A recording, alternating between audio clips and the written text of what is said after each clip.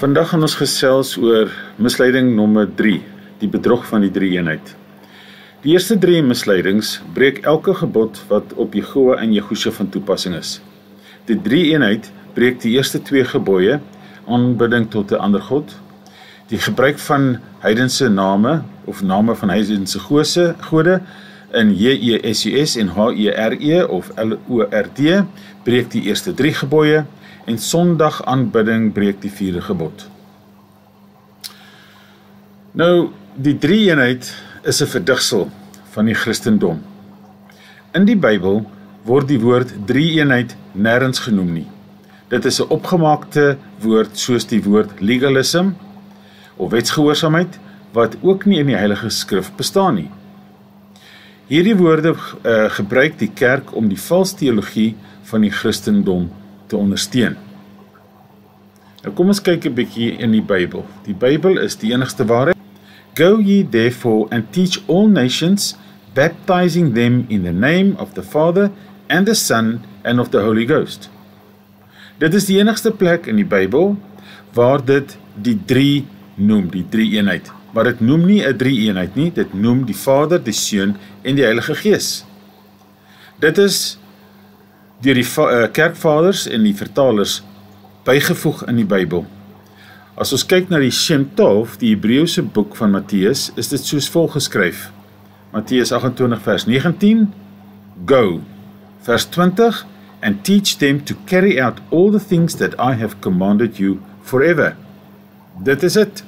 Daar is geen sprake van Vader, Seun of Heilige Gees genoem nie.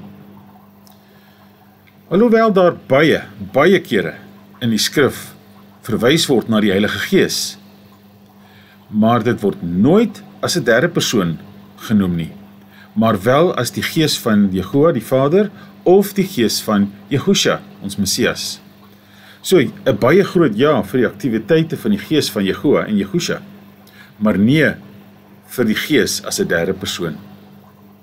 Kom ons kyk 'n bietjie na die dualiteit van die Vader en Seun in die afwesigheid van die Heilige Gees. Hierdie sal bewys dat daar nie 'n derde persoon kan wees nie, want ons Messias het gesê in Johannes 10 vers 30, I and my Father are one. As daar 'n drie-eenheid was, sou Yahusha moes sê, I and the Holy Spirit and the Father are one. Maar hy het nie, geen derde persoon. Kom ons kyk na nog 'n paar skrifgedeeltes. Johannes 15 vers 1, I am the true vine and my Father is the gardener. Geen derde persoon genoem nie. Johannes 3 vers 35, the Father loves the Son and has given all into his hand. Geen derde persoon. Matteus 11 vers 27, all have been handed over to me by my Father, and no one knows the Son except the Father, nor does anyone know the Father except the Son, and he to whom the Son wishes to reveal him. Weereens, geen derde persoon nie. Sou daar 'n derde persoon moes gewees het, sou dit wel ergens genoem moes wees. Nou as jy nou Hebreërs hoofstuk 1 goed gaan bestudeer en gaan lees hoe Yahusha beskryf word. Ons lees deur die hele Bybel van ons Vader, al die tyd word hy genoem.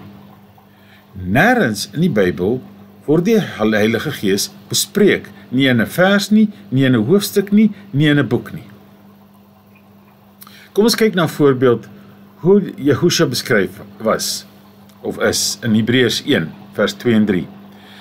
Has in these last days spoken to us by the Son, whom he has appointed heir of all, through whom also he made the ages, who, being the brightness of the esteem and the exact representation of his substance, and sustaining all by the word of his power, having made a cleansing of our sins through himself, sat down at the right hand of the greatness on high. Nou, as dit so praat van ons Messias, dan moet dit sekerlik ook, as daar 'n derde persoon in die Godheid was, moes genoem wees. Maar die Gees wat ons vang, is die Gees van Yahusha en die Gees van Jehovah. Kom ons lees in Kolossense 1 vers 27. To whom Elohim desired to make known What are the riches of the esteem of the secret among the Gentiles, which is Messiah in you, the expectancy of esteem. Messiah in you. Dis Yahusha. John 14:23. Yahusha answered him, if anyone loves me, he shall guard my word, and my Father shall love him, and we shall come to him and make our stay with him. Kan jy sien? We is the Father and the Son. So waar kom hierdie drie eenheid dan vandaan? Wel, die Katholieke Kerk is die sonnebok. In die jaar 325 tot 326 na Christus was Katholicisme gebore. Ons lees in die volgende van dit. In 325 na Christus is die Raad van Nicea deur Constantijn I byeengeroep. Hier het 'n sekere Athanasius van Alexandria die idee van 'n drie-eenheid van drie gelyke persone voorgestel en dit is so gevestig. Hy het Katholicisme gedefinieer op grond van die leer van die drie-eenheid en lees soos volg. Wie ook al gered sal word, voor alles is dit nodig dat hy die katholieke geloof hou. Watter geloof, behalwe almal, heel en onbesmet bly, sonder twyfel sal hy ewig vergaan. Die katholieke geloof is as volg, dat ons een God aanbid in drie-eenheid, en drie-eenheid in eenheid. Nie die persone verwar nie, en ook nie die essensie ontwerp nie, want daar is een persoon van die Vader, nog een van die Seun, nog een van die Heilige Gees. Dit is die katholieke geloof, wat tensy 'n mens werklik en ferm glo, nie gered kan word nie. Dit is waar die drie-eenheid of die Trinity vandaan kom. Nou hierdie selfde mense wat die drie-eenheid uitgewerk het, het ook die volgende vir die lidmate van die katholieke en Christelike kerk gegee. Transsubstansiasie, vagevuur, sondagaanbidding, die mis, gebede aan die dooies, rosekranse, eet van onrein diere, die 7 sakramente ensovoorts. So die groot leiers van die kerk wat miljoene mense op 'n dwaalspoor lei. So wat moet ons doen? Ons moet hierdie begrip van die drie-eenheid toets. Nou hier is 'n paar idees hoe jy dit kan doen. Ons Messias het nooit die drie-eenheid genoem nie. Dit het nie oor sy lippe gekom nie. Niks in die lering van Messias Yahusha oor die drie-eenheid nie. As dit waar was, sou hy daaroor geleer het en hy het dit nooit gedoen nie. Dit word nie in die Tanakh of die Ou Testament genoem nie. Die Jode glo nie in die drie-eenheid nie. Dit is belangrik want die Jode bestudeer die Ou Testament of die Tanakh baie goed.